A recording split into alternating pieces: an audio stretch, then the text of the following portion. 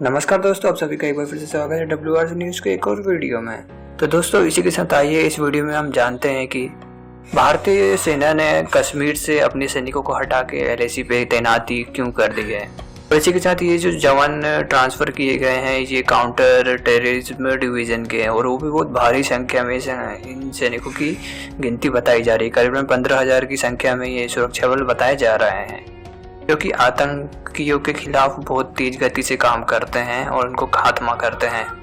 लेकिन इन सभी सैनिकों का चीन के बॉर्डर पे क्या काम है, क्या हो रहा है, प्रोजेक्ट के साथ क्या चीन के भी बॉर्डर पे क्या आतंकवाद का खतरा हो गया है, जो इंडियन आर्मी अब ये फैसला उठा रही है और अपने सैनिकों को LAC के पास भेज रही है। तो इन्हीं सब का मैं इस वीडियो में जवाब दूंगा। उसी के साथ दोस्तों मैं कहना चाहूँगा कि बहुत से लोग ऐसे हैं जो कि वीडियो तो देख रहे हैं लेकिन सब्सक्राइब और कमेंट लाइक नहीं कर रहे। तो दोस्तों उनसे कहना चाहूँगा कि चैनल को सब्सक्राइब कर ले, आपको नोटिफिकेशन मिल जाएगी। और अगर तो भी नोटिफिकेशन नहीं मिल रही तो बेल आइकन नीचे सब्सक्राइबर का रेड बटन है, उसके नीचे बेल आइकन का बटन होगा, उसको दबा दे ताकि आपको नोटिफिकेशन मिल जाए। तो इसके साथ दोस्तों वीडियो शुरू करते हैं। उसी के साथ दोस्तों अगर LAC की बात करें तो हालात अभी भी कुछ सुधरे नहीं है। दोनों तरफ दोनों देशों की सेनाएं करीबन 2 लाख की संख्या में अभी भी तैनात हैं। दोनों के दोनों एक दूसरे के सामने ही अभी भी मौजूद हैं। हजारों की संख्या में फाइटर जेट, हेलीकॉप्टर, टैंक अभी भी युद्ध के जो हालात होते हैं वो अभी भी बने हुए हैं और ऐसी स्थिति में बैठे हैं कि कभी भी अगर ऑर्डर आए तो 5 मिनट के अंदर दोनों एक दूसरे की सीमा में घुस के हमला कर सकते हैं। इस साथ आप समझ गए होंगे कि कितनी खतरनाक स्थिति में अभी भी सिचुएशन है। यहाँ पे रातों रात इंडियन आर्मी ने अपनी जो टेररिज्म डिवीज़न है वो उसको जम्मू से हटा के सीधे LAC के बॉर्डर पे तैनात कर दिया। इसका क्या मतलब बनता है दोस्तों कि एकदम से टेररिज्म डिवीज़न को हटा के रातों रात तैनात कर दे LAC के पास। और दोस्तों इसी के साथ इंडियन आर्मी का मानना है कि कहीं ना कहीं जो हालात अभी हैं इन डिवीज़नों का यहाँ पे डिप्लॉय करने का सबसे बड़ा कारण ये है कि जो भी केसेस थी उसके साथ अगर माना जाए तो फ्यूचर में कभी भी भिड़त फिर से हो सकती है। चीन अपना जो चालबाजी वाला दिमाग है फिर से यूज़ कर सकता है LAC के पास कहीं पे भी। यही कारण है कि इंडियन आर्मी को अब सचेत और पहले से तैयारी करके रखना जरूरी हो गया है। इसी के साथ ये उसी का परिणाम है कि अब 15,000 सैनिकों की डिप्लॉयमेंट LAC के पास हुई है। इसी के साथ 15,000 सैनिकों की डिप्लॉयमेंट का ये भी एक वजह है कि कहीं हमारे सैनिकों की युद्ध के हालात में ऐसी जरूरत ना पड़ जाए कि एकदम से डिप्लॉय करे और सैनिक समझ ना पाए एरिया को और कैसी कंडीशन है। यही कारण है कि कहीं ना कहीं उनको समझने के लिए एरिया को उस एरिया में तैनात किया जा रहा था कि वो समझ सके, उस कंडीशन में ढल सके, जो कि एक महत्वपूर्ण कदम होता है युद्ध के हिसाब से। यही कारण है कि इंडियन आर्मी है, भारतीय सेना, CISF हो, RPF हो, कोई भी हो, चाहे वो बॉर्डर एक्शन फोर्स हो, टेररिज्म डिवीज़न हो, स्पेशल फोर्स हो, उनको बॉर्डर LAC के पास तैनात करके परखा जा रहा है कि किस में कितनी स्किल है।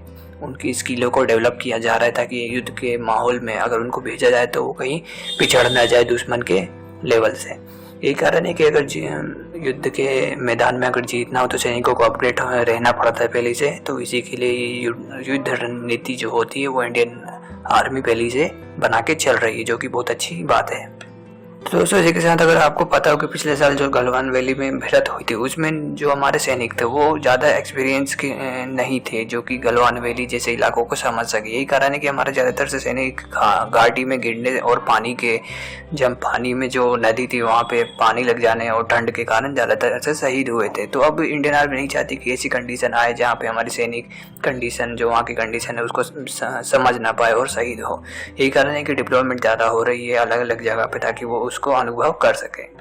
इसी के साथ दोस्तों इन सभी जवानों को जो जम्मू कश्मीर का एरिया है उसे हटा के लद्दाख के LAC वाले बॉर्डर पे बिछाया जा रहा है, उनको डिप्लॉय किया जा रहा है, जिससे कि चीन भी थोड़ा घबराया हुआ है।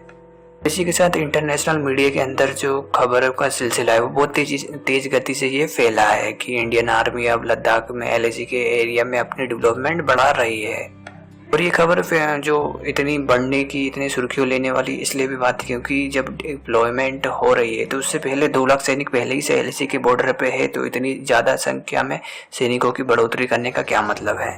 तो दोस्तों ये न्यूज़ आई है उससे पहले कि चाइना भी धीरे धीरे अपनी चालबाजी शुरू कर रहा है। अभी थोड़ी देर पहले खबर आई थी कि चीन के 40 सैनिक उत्तराखंड के इलाके में इंडिया के एरिया में अंदर आ गए थे। और इसी के साथ वहाँ पे चीन जो है 6 महीने बाद पेट्रोलिंग कर रहा है, जो कि सुर्खियों ले होने वाली जो न्यूज़ है वो बनती ही है। और इसी के साथ वहाँ पे चीन का बेस है, जो कि वहाँ पे हेलीकॉप्टर और ड्रोन उड़ाता ही रहता है, जिसके कारण इंडिया के अंदर भी कभी आ जाते हैं, जो कि एक तरह से उल्लंघन है सीमा बॉर्डर का। के साथ दोस्तों इस बारे में किसी को भी शक नहीं है कि इंडिया और चाइना की जो आर्मी है, जो बॉर्डर सिचुएशन है, उसको देखते हुए ये कहा नहीं जा सकता कि युद्ध ना होगा। कहीं ना कहीं ये लगता ही है कि युद्ध होगा, क्योंकि होना ही चाहिए।